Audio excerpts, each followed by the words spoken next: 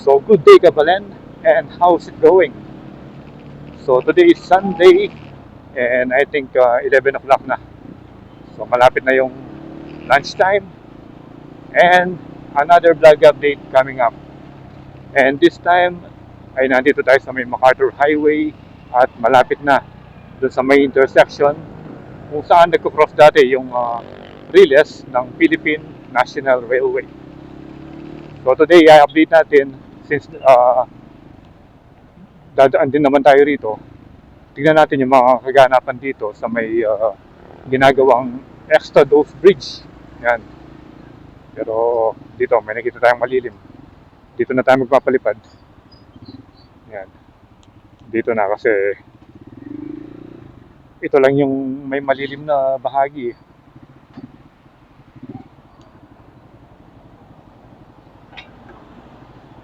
Yan, dito tayo. So habang nandito tayo, yun, yung nakikita nyo dalawang posting malalaking yon, yung matataas. Doon siya magko-cross. Yan. At kung matatandaan nyo, doon sa may MacArthur Highway din ng Angeles City, doon sa may malapit sa La Pieta kung saan ginagawa yung mga viaduct ng Angeles City Station. Meron mga nakaparadang yung steel column. Yun, yung parang cylindrical na yun, yung mga nakikita niyong mataas na yun na nakaparada doon at baka ganun din yung gagawin nila. Tataasan nila yung mga kuryente dahil nga magkakaroon din siguro ng ano ron. Ewan ko kung magkakaroon din ng extra dose bridge doon.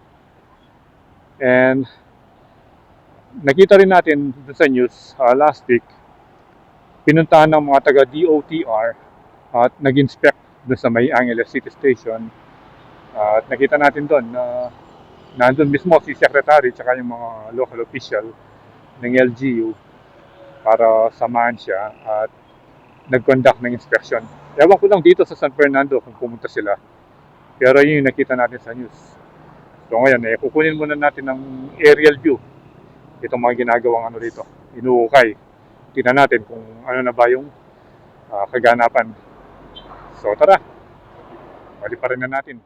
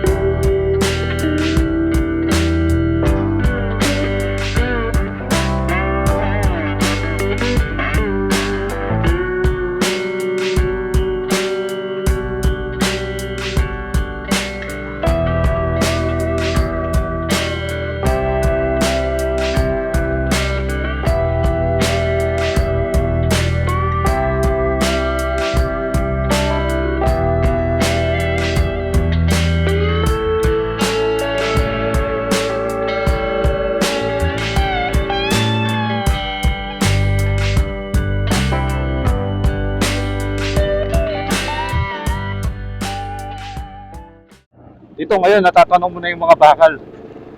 Dati sa ilalim pa yun eh. Yung nakita natin ano kanina sa aerial view. Tanong mo na yung mga bakal na nakausli. At doon medyo mataas na. Yun dito. Pero may nakita rin tayong inukay na malalim dito, yung isa pang poste. Ayan. Ayan yung loob niya. Oh. Wow.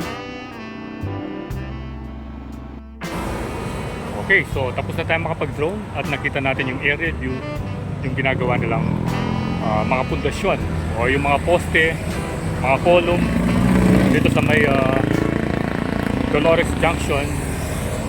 At yun yung extra dose bridge dito sa NSCR San Fernando Station. So at least nagkaroon ka ng idea kung ano na yung itsura at development na ginagawang rito. Ginagawang project. So again, ride safe always, Kabalen, and see you on our next project update dito sa may NSCR San Fernando. Roy Landas is signing out.